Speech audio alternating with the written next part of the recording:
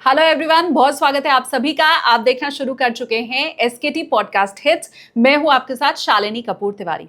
Gold की अगर हम बात करें तो पिछले 10 साल में एक क्वार्टर में गिरने का रिकॉर्ड कायम किया है सोने ने अभी हाल ही में।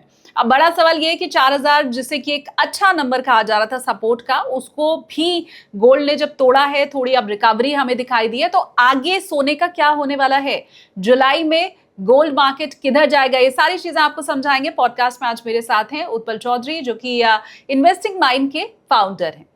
आज इसका पार्ट 1 मैं आपको दिखा रही हूँ, बहुत जल्द पार्ट 2 भी होगा आपके सामने। कुछ कहना हो कमेंट सेक्शन में जरूर कहिएगा, लेकिन चैनल को अभी सब्सक्राइब कीजिए। लंबे पॉडकास्ट यहाँ इस चैनल पर मैं आपके लिए छोटे पार्ट्स में लेकर के आती हूँ। तो चलिए अब दिखाते हैं इस पॉडकास्ट का पार्ट 1।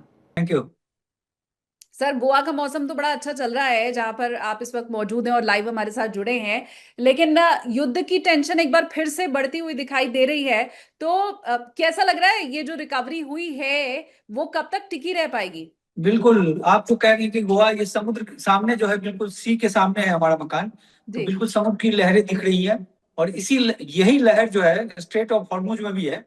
और उसने परेशान किया हुआ है अमेरिका को, तो खासकर। लेकिन डील जो है इन लोगों का लगभग ऑलमोस्ट हो गया है। और ये जो अटैक हुआ, इसने सिंगापुर वाले फ्लैग पे जो हमला किया ईरान ने, और अमेरिका ने फिर ईरान के उस एस्टेब्लिशमेंट पे हमला किया, तो ये एक एक तरीके का रिएक्शन है।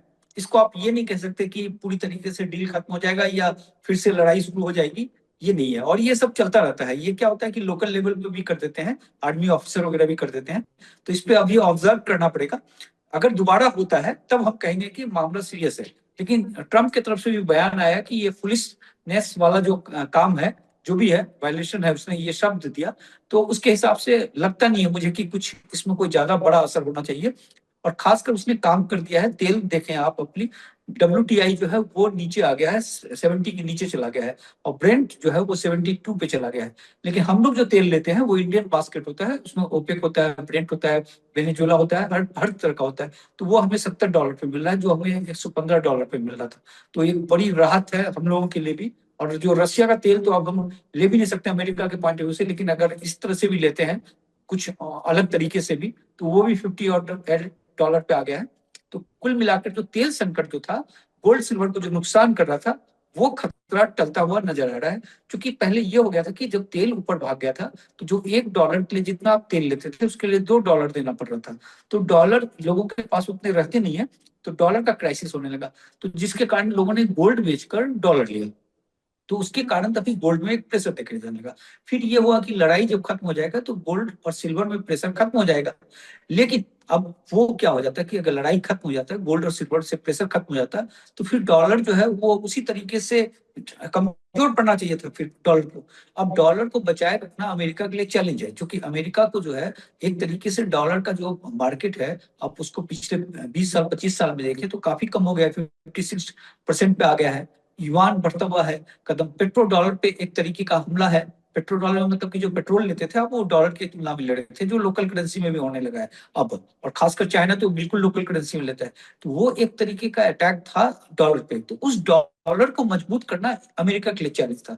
तो जो फेड के जो नए चीफ आए, केविन वॉर्स, और उन्होंने जो संकेत दिया, क्योंकि उनको मालूम है कि एक चीज, इंटरेस्ट रेट अगर हम बढ़ा देंगे तो हमारा करेंसी मजबूत हो जाएगा, गोल्ड सिल्वर कमजोर हो जाएगा। तो उसने आकर वही संकेत दिया कि हमें इंटरेस्ट रेट को बढ़ाना पड़ेगा और तमाम बातें। जबकि ट्रंप उसको ये कह रहे थे कि इंटरेस्ट रेट को घटाना पड़ेगा। अब ट्रंप की तरफ से तो सहमति आ गई कि नहीं, आप जो करना चाहते हो वो करो। तो इस तरीके से उसने डॉलर, जो कि लड़ाई खत्म होने के बाद गोल्ड सिल्वर को फिर ऊपर भागना चाहिए था, वो उल्टा नीचे गिरने लगा। जो उस समय नहीं गिरा था, डॉलर के डिमांड के कारण जितना नहीं गिरा था, उतना सिर्फ डॉलर के मजबूत हो जाने की खबर से वो गिरने लगा। तो वो चीज था। लेकिन उसमें फिर एक शुभ समाचार आया है जो कि अब संभालेगा, उसमें बाद में बात करते हैं उसमें।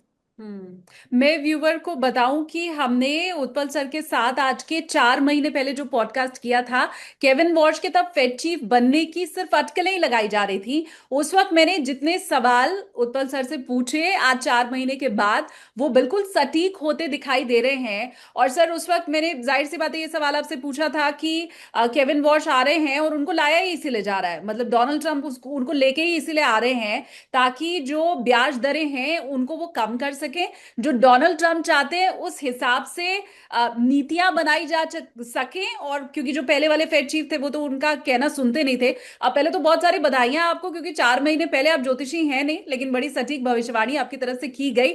मुझे सबसे पहले आप ये बताइए कि ये अनुमान आपने लगाया था कैसे? जितनी भी बातें कही आपने बिल्कुल सटीक। अभी भी सर उस पॉडकास्ट को लोग देख रहे हैं, रिकॉर्ड तोड़ और बम्पर व्यूज उस पर आ भी चुके हैं सर।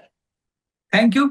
है ना, आकलन सही हुआ। एक्चुअली आकलन क्या होता है कि इकोनॉमी के चाल के हिसाब से चीजें होती हैं। देखिए, जो अमेरिका के लिए जो सबसे बड़ा चैलेंज है इस समय चाइना है। चाइना का जो ग्रोथ रेट है वो 5% के आसपास का है, 4.5 से ऊपर का है। और अमेरिका का ग्रोथ रेट जो है वो 2.2 है। और दोनों के बीच इकोनॉमी में जो है $10 ट्रिलियन का फर्क है। तो एक पॉइंट पे आने के बाद जो है अमेरिका का इकोनॉमी जो है वो मतलब उसके बराबर चाइना का इकोनॉमी पहुंच जाएगा। अब फिर रूल कौन करेगा? जब दोनों बराबर हो जाएंगे और ये चाइना ऊपर जाने लगेगा तो रूल वो करेगा जिसकी करेंसी ग्लोबल करेंसी होगी। तो करेंसी के लिए मार होगा। अब करेंसी के मार के लिए चाइना के पास क्या है कि वो गोल्ड खरीद कर अपनी करेंसी को मजबूत करना चाह रहा है। और अमेरिका जो है, अमेरिका के पास तो गोल्ड ऑलरेडी है जो भी है, और वो अपनी पॉलिसी को दुरुस्त करके गोल्ड जो है अपने डॉलर को मजबूत करेगा। तो ये जो वार था ये दोनों के बीच था। तो केविन वार्स को लाने का अर्थ ही था कि डॉलर को मजबूती देना, जो इसलिए हमने कहा था। और डॉलर मजबूत होगा तो गोल्ड जो है वो कमजोर होगा। आप गोल्ड को इस तरीके से समझिए कि गोल्ड जहां है वहीं रहता है। गोल्ड की कीमत जो आपको भागते हुए दिखती है तो वो उसका करेंसी कमजोर हो जाता है। तो करेंसी कमजोर हो जाता है तो गोल्ड महंगा आपको दिखने लगता है। तो इसके लिए होगा कि वो करेंसी को मजबूत करेगा तो गोल्ड आपको सस्ता दिखेगा। तो यही चीज यहाँ पे वो रिफ्लेक्ट होता हुआ दिख रहा था, जिसके आधार पर हमने आकलन किया था। साथ में क्या हुआ था कि 1980 में जब ये सिचुएशन हो गया था, गोल्ड काफी मजबूत हो गया था, $850 पे चला गया था। अब जो है 200 मतलब 2400% ऊपर भाग चुका था गोल्ड। तो उस वक्त जो वॉलकर साहब लाए गए थे फेड चीफ, उन्होंने क्या किया था कि इंटरेस्ट रेट को बहुत जबरदस्त बढ़ा दिया था, जो है अद्भुत कर दिया था, 20% कर दिया था। एवरेज जो है उनके टर्म में शायद 7 या 8 साल रहे थे वो, तो वो 12% के आसपास एवरेज रहा था। तो उसके बाद क्या हुआ कि गोल्ड का जो मार्केट है वो 20 साल तक रुका रहा। $850 पे था 1980 में, और $250 का रहा था 2000 में, मतलब वहां से घट गया था। तो वो उस तरीके से डॉलर का डोमिनेंस पूरी तरीके से जो है छा गया। फिर 2000 के बाद उस समय डॉलर का जो वेटेज था वो चला गया था लगभग 78% के आसपास। फिर डॉलर धीरे धीरे कमजोर होने लगा और घटते घटते अभी 56% उसका डोमिनेंस है पूरे वर्ल्ड के बाजार में। तो जिसको ट्रंप को जो है इसको मजबूत करना है और इसके लिए वार्स को लेकर आए हैं, और ये काफी लंबा प्लान है और ये जबरदस्त जो है, ये आप समझ लीजिए कि वार्स जब तक रहेंगे इसी तरीके से गोल्ड सिल्वर में उठापटक आपको देखने को मिलेगा, क्योंकि उनका लक्ष्य होगा कि डॉलर को मजबूत किया जाए, अमेरिका की इकोनॉमी को मजबूत किया जाए, ये उसका लक्ष्य होगा।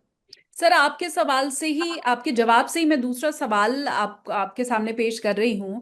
आपने कहा कि डॉलर अगर मजबूत होगा तो सोना कमजोर होगा। वो नियम हम देख भी रहे हैं इस समय होता हुआ। मैंने शो की शुरुआत में ये चीज कही थी कि गोल्ड में जरा भी रिकवरी होती है या वो मजबूत होता हुआ दिखाई देता है तो वो डोनाल्ड ट्रंप साहब को पसंद नहीं आता है। शायद यही वजह है कि एक बार फिर से अभी डॉलर मजबूत होना शुरू हो रहा था और हमने देखा कि अचानक से हमला ईरान के ऊपर हुआ। मैं समझना ये चाहती हूँ, क्योंकि अंदर खाने बहुत से एक्सपर्ट ये बात बोल रहे हैं कि डॉलर को कृत्रिम तरीके से मजबूत इस वक्त अमेरिका कर रहा है। आर्टिफिशियली उसमें कुछ ऐसा खेल खेला जा रहा है ताकि डॉलर मजबूत बना रहे। इस बात में कितनी सच्चाई है और क्या ये आप भी होता हुआ देख पा रहे हैं क्या? बिल्कुल। देखिए, जो केविन वार्स ने जो कहा वो तो सिर्फ आकर बोला कि हम डॉलर को मजबूत करेंगे, जो भी ये इंटरेस्ट रेट को बढ़ाएंगे, तमाम बातें किया। लेकिन उसके पीछे अगर आप इकोनॉमिक सिचुएशन देखिएगा तो वो उसको सपोर्ट नहीं कर रहा है। तो जो आर्टिफिशियल वाली जो बात आप कह रहे हैं, तो इसके बीच में इसलिए जो फेड चीफ है उनके लिए बहुत जबरदस्त स्ट्रगल हो रहा रहेगा ये दिन, कि वो किस तरीके से, जो बात तो उसने कह दिया लेकिन वो मजबूती किस तरीके से रखेगा, ये सबसे बड़ा चैलेंज होगा। क्योंकि देखिए, अमेरिका का जो कर्ज है वो $39 ट्रिलियन से अब बढ़ गया है। पहले 38 पे था, जब हम लोगों ने बात करना शुरू किया था 38 पे था, बढ़ते बढ़ते 39, अब 40 ट्रिलियन के आसपास जा रहा है कर्ज। पहले वो $1.1 ट्रिलियन का इंटरेस्ट देता था, अभी 1.3 ट्रिलियन के आसपास जा रहा है। इंटरेस्ट रेट जब बढ़ेगा तो वो ब्याज दर और बढ़ जाएगा। तो इसको यानी उसको 1.3 ट्रिलियन है उसके जगह 1.4 ट्रिलियन देना पड़ेगा। अमेरिका में 60 ट्रिलियन का खर्च है, 5 ट्रिलियन की आमदनी है, तो दो दो ट्रिलियन जो है उसको शॉर्टेज है। तो ये एक फैक्टर हो गया। दूसरा क्या हो गया कि इसमें जापान वाला एंगल बहुत जबरदस्त आ गया कि जापान का जो एन कैरी ट्रेड है वो पूरी तरीके से वर्ल्ड में छाया हुआ है और खासकर अमेरिका के मार्केट में बहुत जबरदस्त ढंग से लगा हुआ है वो पैसा। कि जापान में क्या था कि पहले इंटरेस्ट रेट लगभग जीरो था, जीरो के आसपास था, और वो पैसे लेकर लोग दूसरे मार्केट में लगा देते थे, अमेरिका के बॉन्ड के बाजार पे लगा दिया, तमाम जगह लगा दिया, और वहां से उसको ज्यादा ब्याज मिल जाता था। अब क्या हुआ कि जापान की हालत होने लगी खराब। तो जापान का जब हालत खराब होने लगा तो जापान ने इंटरेस्ट रेट को बढ़ाया, 1% के आसपास कर दिया, उसका बॉन्ड जो है वो 2.6% देने लगा। अब जो इन्फ्लेशन जो है वहां 2% के आसपास आ गया है। तो जापान में जो है अब फिर से इंटरेस्ट रेट को बढ़ाए जाने की बात है। तो जो इंटरेस्ट रेट को जो बढ़ाया जाएगा तो जो एन के जरिए, एन क्रेडिट रेट के जरिए जो पैसे लगाए गए थे पूरे वर्ल्ड के बाजार में, खासकर अमेरिका के बाजार में, वो महंगा हो जाएगा, वो घाटे का सौदा हो जाएगा। तो क्या होगा कि वो पैसे निकलेंगे मार्केट से। अब वो पैसे जो निकलेंगे उसका दो असर होगा। एक तो जो गोल्ड सिल्वर के बाजार में लगा हुआ था पैसा वो निकलेगा, तो गोल्ड सिल्वर पे फिर कमजोरी डालेगा वो, नंबर एक। दूसरी बात की जो शेयर बाजार में लगा हुआ था, खासकर जो एआई के सेक्टर में जो लगा हुआ था पैसा, तो उससे एआई के सेक्टर में भी कमजोरी होगी। लेकिन तीसरा उसका पहलू जो होगा, जो गोल्ड को फिर मजबूती दे देगा, कि वो जो बॉन्ड का जो बाजार है अमेरिका का, उसमें 1.21 ट्रिलियन डॉलर के आसपास जो है जापान का बॉन्ड है। तो जापान का जो सबसे ज्यादा है, पहले चाइना होता था लेकिन अब जापान है सबसे ज्यादा, चाइना ने इक्वाली कर दिया। तो अपने करेंसी को बचाने के लिए जापान जो है, चूंकि उसकी हालत बड़ी खराब हो रही है, इंटरेस्ट रेट अगर भागेगा उसका, तो क्या होगा कि वो 250% जो है कर्ज और जीडीपी का रेशियो है, तो वो उसके लिए काफी महंगा हो जाएगा, जानलेवा हो जाएगा जापान के लिए। तो ऐसे में वो बॉन्ड को बेच सकता है। तो जो बॉन्ड को बेचेगा, तो अमेरिका के पास बॉन्ड का खरीदारी करने वाला कोई है नहीं, और उसका जो बॉन्ड यील्ड है वो जो है वो इस समय जैसे 2% वाला भागा हुआ है, 10% और 30 साल वाला और 10 साल वाला ठीक से परफॉर्म नहीं कर रहा है, तो वो एक प्रेशर जोन आ जाएगा। तो वो जो प्रेशर जोन आएगा तो उसकी इकॉनमी जो फंसी हुई है अमेरिका की, उसको और फंसा देगा। तो इस द्वंद में तो क्या होगा कि बॉन्ड एन के बेचने से जो गोल्ड में जो नीचे आएगा गोल्ड, वो बॉन्ड के बेचने से गोल्ड में फिर मजबूती आ जाएगी। तो गोल्ड उसी स्टेज पे आ जाएगा और फिर गोल्ड बिहेव करेगा अमेरिका के इकोनॉमी के हिसाब से। तो अमेरिका की इकोनॉमी कमजोर होगी और डॉलर कमजोर होगा, तो फिर गोल्ड ऊपर चला जाएगा। तो इस तरह का एक द्वंद होगा, बहुत जबरदस्त द्वंद होगा। ये ऊपर नीचे चलता रहेगा, आखिरकार लंबे समय में गोल्ड जीतेगा इसमें।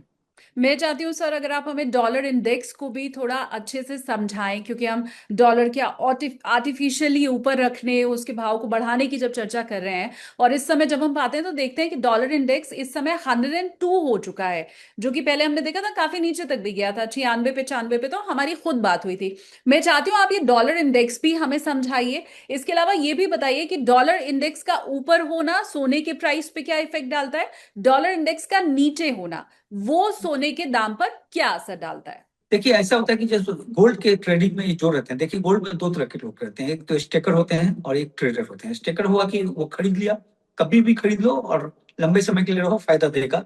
जो हमारे स्टेकर्स, जो हमारे दादा परदादा या मम्मी पापा, ये लोग अच्छे स्टेकर्स थे। जो है अब वाला जनरेशन ट्रेडर्स हो गया है, तो वो ट्रेडिंग करता है। तो अब इसमें होता है कि डॉलर इंडेक्स वो अपने आप में एक इंडिकेशन होता है कि यहाँ पे मतलब गोल्ड कमजोर होगा या मजबूत होगा। एक समय देखिए डॉलर इंडेक्स जो था वो 117 पे था, जो है 117 पे था, वो घटता हुआ नीचे, फिर नीचे आने लगा और 95 96 के आसपास चला गया था। एक समय तो ऐसा प्रतीत हो रहा था कि 92 पे चला जाएगा, जिसमें लग रहा था कि गोल्ड जो है फिर वो 6600 और ये वाला जो जेफरीज वगैरह जो देने लगे, या मॉर्गन वाला जो देने लगा कि 6600 तक जा सकता है, वो आंकड़ा उभर कर सामने आने लगा। लेकिन जो भी ट्रंप ने किया या जो भी फेड ने किया, तो फिर डॉलर इंडेक्स जो है वो अभी 102 पे आ गया था। अब 102 पे जब आया था तो गोल्ड जो है वो नीचे धड़ाम 4000 के नीचे जाने लगा था। अभी डॉलर इंडेक्स में कमजोरी आई। जो कमजोरी आई तो इसमें जो दो तीन फैक्टर हो गए, एक तो जापान का फैक्टर हो गया, एक चाइना का भी फैक्टर हो गया कि चाइना जो है ना मनी सर्कुलेशन उसने रोक लिया था, फिर वो मनी को उसने सर्कुलेट किया मार्केट में, और जो है अपने रेपो रेट पे फिर चेंजेस करने लगा वो, तो उसके हिसाब से वो पैसे आने लगे। तो ये दोनों चीज जो आकर फिर डॉलर इंडेक्स को कमजोर किया है। तो डॉलर इंडेक्स अभी 101 के ऊपर ही है, लेकिन 102 से नीचे है, तो उसका ये रिफ्लेक्शन दिखने लगा है। अब डॉलर इंडेक्स अगर 100 के नीचे चला जाएगा तो गोल्ड जो है 4800 के आसपास भाग जाएगा। तो ये जो हम आपको कह रहे थे कि जो द्वंद है, डॉलर इंडेक्स तो डॉलर का एक परिचय है, उसका आईना है। तो इस तरीके से तमाम चीज जो है इकोनॉमी की पूरी चाल है, इकोनॉमी के चाल के हिसाब से चीजें ऊपर नीचे होती रहेगी।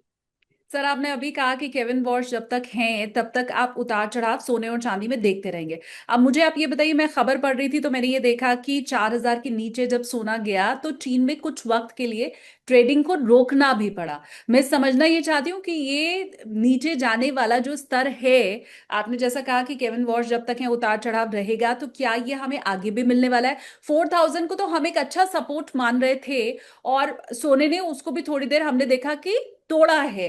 तो अभी नीचे का आप क्या सपोर्ट देख पा रहे हैं गोल्ड के लिए? और क्या ऐसे ही सोने का गिरता जाना और फिर कहीं किसी और मार्केट से भी हमें खबर मिले कि थोड़ी देर के लिए तो गोल्ड की ट्रेडिंग तक रोकनी पड़े, ये तस्वीर आगे दिखाई देगी क्या? नहीं, बिल्कुल, देखिए अभी प्रेशर आ चुका था और इस समय मुझे भी लग रहा था कि जब 4,000 को तोड़ा था उसने, तो वहां पे ये लग रहा था कि 3,900 3,800 तक जा सकता है फ्लैश में, फिर वहां से रिवर्स आ जाएगा, तुरंत बहुत तेज आ जाएगा। लेकिन जिस तरीके से जो दो तीन खबरें उभर कर सामने आ गई, एक तो चाइना वाला आ गया जो कैश उसने छोड़ा मार्केट में। देखिए चाइना का जो मनी सप्लाई है वो सबसे ज्यादा है वर्ल्ड में, वो $42 ट्रिलियन के आसपास है। अमेरिका का $24 ट्रिलियन के पास है। तो चाइना ने इसमें जो है अपने हाथ बंद कर दिए थे, क्योंकि क्या होता कि तेल के कारण जो है थोड़ा सा प्राइस वगैरह ज्यादा हो रहा था, इन्फ्लेशन तेज आ रहा था, तो उसने मनी खींच लिया था मार्केट से, जिसके कारण गोल्ड सिल्वर में थोड़ी कम खरीदारी देखी जा रही थी पब्लिक द्वारा। जो सरकार तो खरीद ही रही है, वहां सरकार में कोई दिक्कत नहीं है, जो उसका बैंक है वो खरीद रहा है, लेकिन पब्लिक के द्वारा वो पैसे खींच लिए गए थे, तो वो पैसे रिलीज हो गए। दूसरा जापान वाला एंगल आ गया। तीसरा कोरिया का जो एआई का बाजार जिस तरीके से ध्वस्त हो रहा है, और एआई में बहुत जबरदस्त पैसा लगा हुआ है, तो वो सब चीज जो है मिलकर थोड़ा सा गोल्ड को मजबूती प्रदान किया। तो गोल्ड जो रिवर्स किया है उसके कारण क्या हो गया, डॉलर कमजोर हो गया, डॉलर कमजोर हो गया, तो फिर गोल्ड जो है वो वापसी करता हुआ दिखा है। लेकिन अभी भी आप इसको ये नहीं कह सकते कि गोल्ड पूरी तरीके से अपने खतरे से बाहर निकल गया है, इसको कहना बड़ा मुश्किल होगा। लेकिन जो भी खतरा कल जो मंडरा था वो दिख रहा था, और उसमें से आ गया जो इन्फ्लेशन जो 4.1% आ गया अमेरिका का 3 साल में सबसे ज्यादा, उसने जो है संजीवनी का काम कर दिया गोल्ड के लिए। तो जो 3,800 पे जाता हुआ जो दिख रहा था वो रुक गया, और 4,100 के आसपास है इस समय। अब यहाँ पे टोटली चीज देखिए, इस समय कुछ भी गोल्ड सिल्वर के बारे में आप एक हफ्ता आगे तक का कुछ नहीं बोल सकते, क्योंकि वो पूरी तरीके से इकोनॉमी से रिलेटेड है, और इकोनॉमी जिस तरीके से शेप लेगा और इकोनॉमी में जिस तरीके से पॉलिसी होगा खासकर अमेरिका की तरफ से, उसके हिसाब से वो चीज फ्लक्चुएट करता हुआ दिख रहा है। अगर थोड़ा सा भी कमजोरी आएगा तो फिर गोल्ड जो है $3,800 प्रति आउंस तक जा सकता है। ये डिपेंड करता है अमेरिका किस तरीके से इस चीज को हैंडल करता है। ओवरऑल गोल्ड, लेकिन गोल्ड है मजबूत इस समय, अगर आप देखें लंबे समय के, क्योंकि उसका जितना इकोनॉमी पोजीशन है वो सब उसको सपोर्ट कर रहा है। बस ये आखिरी द्वंद है अमेरिका और गोल्ड के बीच की। अमेरिका गोल्ड को लेके क्या सोचता है, क्या करता है, वो आगे भी मैं समझूंगी, लेकिन चाइना फिलहाल क्या कर रहा है सर, वो थोड़ा हमें समझाइए ना। आप जो नया डेटा आया है वो यही कह रहा है कि चाइना ने लगातार 8वें महीने और ज्यादा सोना खरीदा है। मतलब जब मार्केट ऊपर जा रहा था, जब गोल्ड का दाम बहुत ज्यादा बढ़ रहा था, तब भी चाइना सोना खरीद रहा था। और अब तो ऐसा लग रहा है कि चाइना की नीति ये हो गई कि भैया सेल लगी है, पहले हम 1,000 रुपए में जितना सोना खरीद रहे थे, अब तो 1,000 रुपए में उससे ज्यादा सोना मिल रहा है, तो जितना लूट सको उतना लूट लो। चाइना, मुझे जो समझ में आ रहा है कि उसी रणनीति पे चल रहा है कि हमने इतना बजट एलोकेट कर दिया था कि हमें गोल्ड लेना ही है, अब गोल्ड गिरे तो भी खरीदो, गोल्ड बढ़े तो भी खरीदो। चाइना की इसको लेके क्या रणनीति है? देखिए ऐसा कि गोल्ड जब नीचे गिरा था ना, 4,000 के नीचे जब गया था, तो इसके पहले तो वहां पे जो है लगभग 18 टन के आसपास गोल्ड की खरीदारी हुई थी। और कल भी हम देख रहे थे कि 40 समथिंग पे जो है उसने लगभग 7 टन मैट्रिक टन के आसपास खरीदारी हुआ है। अब ये कौन खरीदा है ये नहीं मालूम, लेकिन जो भी खरीदा होगा वो सेंट्रल बैंक खरीदा होगा। इस तरह का बाइंग जो है वो बड़े बैंक ही खरीदते हैं, जो कि हेवी बाइंग हुई है। यानी गोल्ड जो है, जो 3,800 का किसी ने इंतजार नहीं किया, उसको लग रहा था कि रिवर्स मार सकता है, तो वहां गोल्ड की खरीदारी हुई। चाइना जो है गोल्ड बहुत जमकर खरीद रहा है, जैसा कि देख रहे हैं कि हम लोग चाइना जो है पहले 1-1 टन खरीदता था, और इधर जो है 5 टन, 8 टन, 10 टन, 23 टन जो है वो 3 महीने में खरीदा है। क्योंकि चाइना को मालूम है कि उसके करेंसी को, देखिए चाइना नंबर 1 तभी बन सकता है कि दो बातों पे, एक तो उसका डिफेंस डिफेंस वाला जो चीजें हैं जो अमेरिका का जिस तरीके से है वो, दूसरा जो है आपको उसका करेंसी। तो करेंसी को मजबूत करने के लिए गोल्ड पे उसका काम करना पड़ेगा, अदरवाइज करेंसी उसका मजबूत हो नहीं सकता। क्योंकि देखिए अमेरिका भी जब ये हुआ था वर्ल्ड वॉर के बाद, उसने जो गोल्ड स्टैंडर्ड लेकर आया था, उसने गोल्ड के जरिए ही अपनी करेंसी को ग्लोबल करेंसी बनाया। और ग्लोबल करेंसी बनाने के बाद फिर 1971 में जब खत्म हो गया तो पेट्रोल के जरिए उसने बनाया, क्योंकि पेट्रोल डॉलर सिस्टम जो आया उसके कारण उसने मजबूती दिया। तो अब चाइना के पास देखिए पेट्रोल वाले, इसमें तो चाइना का है नहीं। वहां पे गल्फ में आप जिस तरीके से देखे, ईरान वाला मसला या जो भी देख लें, अमेरिका का ही बोलबाला है तेल पे एक तरीके से। तो वहां चाइना है नहीं। तो चाइना क्या करेगा कि गोल्ड पे करेगा। तो चाइना गोल्ड की खरीदारी कर रहा है, लेकिन जो ऑफिशियल उसके पास वो 2300 मैट्रिक टन के आसपास है, और जो है अमेरिका के पास 8133 मैट्रिक टन के आसपास है। तो काफी ह्यूज गैप है। लेकिन जो बताया जाता है अनऑफिशियल कि 10,000 मैट्रिक टन के आसपास चाइना के पास है, इसका कोई प्रूफ नहीं है। इसका कोई प्रूफ नहीं है, सब लोग बोलते हैं। क्योंकि बहुत सारा गोल्ड जो है 18,000 टन के आसपास गोल्ड मिसिंग है। तो लोग कहते हैं कि वो मिसिंग गोल्ड जो है वो चाइना के पास है। कुछ तो मिसिंग होगा ऑलरेडी, कुछ चाइना के पास होगा, ऐसा बताया जा रहा है। अगर चाइना पेश कर देता है वो आंकड़ा, अभी तो नहीं करेगा, जब उसकी इकोनॉमी बराबर हो जाएगी, $10 ट्रिलियन का और यहाँ $30 ट्रिलियन का है, तो जब ये आसपास पहुंच जाएंगे और तब अगर खुलासा करता है तो चाइना वहां फिर करेंसी में बाजी मार लेगा। तो ये टोटल जो है चाइना की पॉलिसी होगी कि जितना गोल्ड को एक्यूमुलेट कर सके वो करेगा, और वो कर भी रहा है। तो इसमें तो कोई दो राय नहीं है। से देखिए गेम चाइना का बहुत जबरदस्त ढंग से चल रहा है, साइलेंटली चल रहा है। और मुझे तो लगता है कि जो 10,000 मैट्रिक टन जो है, जो लोग कहते हैं, हो सकता है कि हो, क्योंकि वहां से निकालना बड़ी मुश्किल बात है कि आपको इन्फॉर्मेशन सही निकल पाए, ये कठिन है। और ये 2015 से ही काम कर रहा है गोल्ड पे, सबसे बड़ी बात ये है। मेरे पास जो सोना है जो मैं दबा के छुपा के बैठा हूँ, चाइना की मैं बात कर रही हूँ, उसको अगर मैं एकदम से डिक्लेयर कर दूं, जैसा आपने कहा कि जैसे ही अगर उनकी इकोनॉमी अमेरिका के बराबर जाती है तो वो सोना जो उन्होंने दबा के रखा हुआ है तब उस समय वो उसको डिक्लेयर कर सकते हैं। क्या ये अंतर्राष्ट्रीय कानून जो है वो इसको मान्यता देगा? क्या उसको गबन नहीं माना जाएगा? क्या इतने सालों तक आपने छुपा के सोना रखा हुआ है तो वो डिक्लेयर करने की हिम्मत चाइना कर पाएगा? और उस स्थिति में क्या उनके ऊपर बहुत सारे सैंक्शन फिर नहीं लग जाएंगे? तो जब उसकी इकोनॉमी मजबूत हो जाएगी, उसका वो उस पोजीशन पहुंच जाएगा तो वो डिक्लेयर कर देगा। फिर कौन क्या कर सकता है? अगर मान लीजिए $30 ट्रिलियन पे आज से 10 से 12 साल के बाद चाइना की इकोनॉमी जो है अमेरिका की इकोनॉमी से ज्यादा बड़ी हो जाएगी, तो फिर कौन क्या कर सकता है? उसका कोई भी नहीं कर सकता है। जैसे रेयर अर्थ में उसने जो है अंकुश लगा दिया, तो ट्रम्प भाग कर जाना पड़ा मीटिंग करने के लिए उससे। जो जो ऐसे ऐसे प्रोडक्ट पे जिसपे 98% अमेरिका डिपेंडेंट है पूरी तरीके से, तो उसने अपना एक लक्षण तो दिखाया रेयर अर्थ मटेरियल पे। तो उस तरीके से कल को आज के पोजीशन में दिक्कत हो जाएगी, लेकिन कल के पोजीशन में मान लीजिए 10 साल के बाद वो इतना बड़ा इकोनॉमी और इतना स्ट्रांग हो जाएगा कि उसको डिक्लेयर करने के बाद कौन क्या कह सकता है? कोई भी कुछ नहीं कह सकता। तो जो है अब जैसे अमेरिका का है, फोर्ट नॉक्स के पास गोल्ड है, जो लोग कह रहे हैं कि गायब हो गया है, चोरी हो गई है, तमाम बात हो गया है। और अमेरिका मान लीजिए डिक्लेयर कर भी देता तो क्या अभी फर्क पड़ेगा अमेरिका को? कुछ नहीं फर्क पड़ेगा। जो है उस चीज से, चूंकि उसने $42 पे रखा हुआ है गोल्ड की कीमत, हाँ। तो इसलिए ये तमाम चीज जो है ये आगे की बात है। लेकिन जो है ओवरऑल मुझे लग रहा है कि चाइना की तरफ से ये पुरजोर कोशिश होगा कि गोल्ड को जितना एक्यूमुलेट कर सके वो करेगा। और अभी 10 साल का समय भी है। जी, मैं एक चीज और आपसे समझना चाहती थी सर कि गोल्ड का फंडामेंटल जब सेम है तो फिर गोल्ड में इतनी गिरावट हमें क्यों देखने को मिली? खासकर मैं ये समझना चाहती हूँ, चाइना ने गोल्ड खरीदा लगातार, 18वें 19वें महीने हमने चर्चा भी की है, 163 टन सोना खरीदा गया चाइना की तरफ से, जो नया आंकड़ा आया है वो। उसके अलावा हम वर्ल्ड लेवल पे भी देखें तो कोई सेंट्रल बैंक ऐसा नहीं है जो सोने को बेच रहा हो, सब खरीद ही रहे हैं। सिवाय हमने रशिया के देखा गोल्ड को बेचते हुए, उनकी इकोनॉमी हम वैसे भी जानते हैं कि बड़ी अभी बुरी स्थिति से गुजर रही है। हमने तुर्की को भी देखा कि उनकी तरफ से भी थोड़ा सा सोना बेचा गया। Otherwise all over world gold central banks खरीद रहे हैं। वो फंडामेंटल कहाँ मजबूत हुआ जो सोने में गिरावट का कारण बना? नहीं नहीं, गोल्ड में जो है ना, अब देखिए क्या है कि ये इन लोगों ने जमकर बेचा, टर्की और रशिया ने जमकर बेचा, इसलिए वो फिगर सामने आ गया। बाकी जैसे कि गोल्ड में जो इकोनॉमी, जो अभी डॉलर का जो डिमांड हो रहा था, तो थोड़ा थोड़ा करके सब लोग बेच रहे थे। अब वो फिगर आता नहीं है क्योंकि कम बेच रहे थे। अगर हर कोई बेच रहा था, क्योंकि उनको डॉलर चाहिए था। जब तेल महंगा हो गया, आप इसको इस तरीके से समझिए कि जैसे हम $70 पे ले रहे थे, हमने नहीं बेचा गोल्ड। हम पे भी खबर तो छपी गई थी कि हमने गोल्ड बेच दिया, लेकिन बेचा नहीं क्योंकि हमने डॉलर बेचा था। तो अब $70 का था और वो बढ़कर चला गया 140 पे, तो डबल हो गया। तो आपको जो डॉलर एक चाहिए था, आपको $2 देना पड़ रहा था। तो डॉलर का एक रिजर्व आप रखते हैं, अगर कम हो जाता है तो फिर करेंसी आपकी कमजोर होने लगती है। तो ऐसे में क्या होता है कि जो गोल्ड आपके पास था उसको आपने बेचा, तो वो, या आपने नहीं खरीदा। मान लीजिए जो खरीदारी भी करनी थी तो वो खरीदारी नहीं हुई। तो उसका भी असर पड़ जाता है। तो कुल मिलाकर जो सेंट्रल बैंक अगर आप देखें 2022, 23, 24 में 1000 टन से ज्यादा खरीदा, लेकिन 25 में देखिए वही 860 टन के आसपास खरीदा।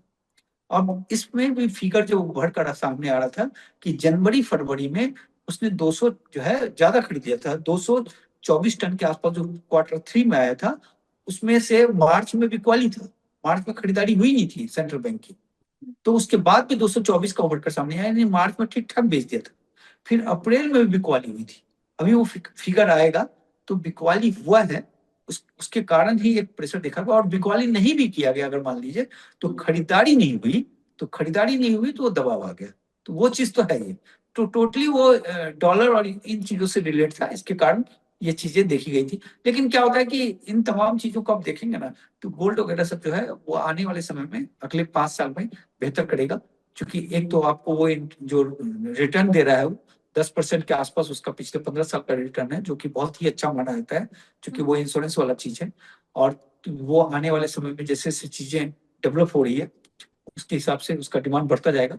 और वो उसका माइंड भी जो है उस तरीके से मिल नहीं रहा है। अगर माइंड मिलेगा भी तो उसमें समय लगता है। तो डिमांड बढ़ता चला जाएगा, सप्लाई कम रहेगा, तो स्वाभाविक सी बात है कि रेट ऊपर भागेगा। तो वो चीज देखा जा रहा है। हम्म। मैं चाहती हूँ सर, अगर आप गोल्ड ईटीएफ वालों के लिए भी कुछ कह दें तो उनको थोड़ी सांत्वना मिल जाएगी, क्योंकि मुझे ऐसा लग रहा है कि गोल्ड से अट्रैक्ट होके जो नया निवेशक बीते 2 साल में आया था, एक तो वो बहुत ज्यादा घबराया हुआ होगा। न सिर्फ इंडिया, हमने वर्ल्ड लेवल पे देखा है कि ईटीएफ में भारी बिकवाली हुई है। तो ये क्या, जो जो नए लोग एंटर हुए थे मार्केट में, क्या वो बहुत ज्यादा दहशत में, और उनको लग रहा है कि हमारी तो समझ के बाहर का ये खेल है, तो चलो यहाँ से बाहर निकलते हैं और छोड़ते हैं इस मार्केट को। ईटीएफ वर्ल्ड में क्या हो रहा है, मैं ये भी चाहती हूँ, और साथ ही मैं चाहती हूँ कि खासकर जो ईटीएफ निवेशक है, आप उसको थोड़ा समझाएं। देखिए ऐसा कि ईटीएफ में जो लोग आए थे, जब गोल्ड में तेजी आ रही थी तो उसका फायदा उठाने के लिए लोग आए। अब क्या हुआ कि उसमें महंगा खरीदा। जब गोल्ड में तेजी आ रही थी तो हाई प्रीमियम पे ईटीएफ मिल रहा था। जो आपका जो रेट चल रहा था गोल्ड का, उससे ज्यादा आपको 5%, 7%, 8%, 10% तक महंगा आपने खरीदा। और जब गिरता है तो प्रीमियम गायब हो जाता है। तो फिर ईटीएफ में आपको तेज गिरावट देखा जाता है। तो लोग उसमें से घबरा कर अपने पैसे को प्रोटेक्ट करने के लिए उससे निकल गए, क्योंकि वो लोभ से आए थे और फिर जब डर देखकर निकल गए। तो इसमें होता क्या है कि आपको ईटीएफ वगैरह में आप जो है गोल्ड ईटीएफ और ये जो भी चीज होता है, जैसे आप सिप करते हैं म्यूचुअल फंड में, उसी तरीके से आपको सिप करना चाहिए, एक बारगी में नहीं आना चाहिए, नंबर एक। दूसरी बात कि आपके पोर्टफोलियो का एक सर्टेन हिस्सा होना चाहिए, 20% से ज्यादा किसी भी कंडीशन में नहीं होना चाहिए, 20% मैक्सिमम। आप चाहें तो 10% भी रख सकते हैं, जो है 10% से कम मत रखिए, 10% रखिए, और 20% से ज्यादा मत रखिए। तो इतना ही आपको रहना चाहिए। अब क्या होता है कि लोग उस लोग में आकर ज्यादा खरीद दिए, मान लीजिए 100% खरीद लिया कि खरीदो खरीदो खरीदो, भाग रहा है रेट। तो उस खरीदने के चक्कर में जो गिरने लगा तो वो निकल कर चला गया। और ये बात जान लीजिए कि गोल्ड सिल्वर में जो होता है, जो भी इन्वेस्टर हैं वो सब पके हुए होते हैं, खासकर जो फिजिकल में काम करते हैं। अब जो ईटीएफ में जो काम करता है वो नए नए लोग आते हैं, ज्यादातर वो लोग आते हैं। तो वो इस मार्केट से डर कर भाग जाते हैं। और उसके बाद से फिर कहानी आने लगती है कि 1980 में जब सिल्वर दब गया था तो फिर 30 साल लग गए उसको निकल के बाहर आने में। और जो बातें अलग अलग थी, या 2011 में जो गिरा तो उसको 15 साल लग गया वापस आने में। तो वो कहानी एक्टिव हो जाता है। प्लस 1980 में गोल्ड गिर गया तो 1/3 हो गया, 20 साल तक जो है 1/3 रहा गोल्ड। तो इन इन कहानियों से लोग डर जाते हैं, क्योंकि तब का इकोनॉमिक सिचुएशन और अब के इकोनॉमिक सिचुएशन में बड़ा अंतर आ गया है। तो इस कारण उसमें से बिकवाली की जाती है। लेकिन आप एक चीज देखेंगे कि जो गोल्ड में जो पहले था 2020 के पहले, जो ईटीएफ में जो हिस्सेदारी थी पब्लिक की हिस्सेदारी कुछ भी नहीं है, 0.5% भी नहीं है इसमें।